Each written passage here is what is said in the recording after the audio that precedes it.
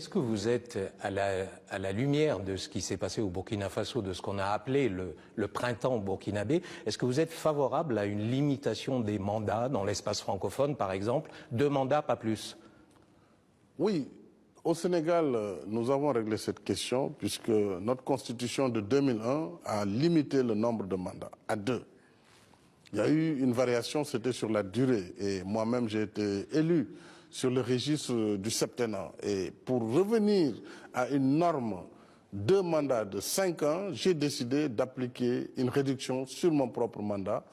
La décision de réduire un mandat, ça n'existe nulle part. J'ai voulu donner un exemple. Parce que les exemples, il faut les appliquer à soi-même, si on veut être crédible. J'ai voulu, parce qu'avant mon élection, mon prédécesseur a voulu un 3e mandat qui a entraîné le Sénégal vers une période de tension vive. Il y a eu des morts, il ne faut pas qu'on oublie ce qui s'est passé.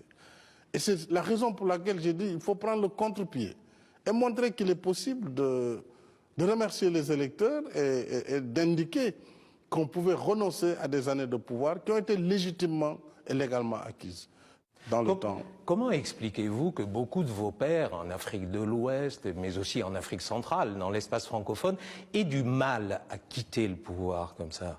Mais ça, je ne sais pas, je ne peux pas me prononcer outre mesure non plus sur cette question, puisque, comme j'ai eu à le dire, les situations peuvent être différentes. Un pays comme le Sénégal, qui a connu le multipartisme avant son indépendance, qui a connu des élections pluralistes avant son indépendance, qui a connu des élections déjà en 1860, qui a connu ses premières communes en 1887.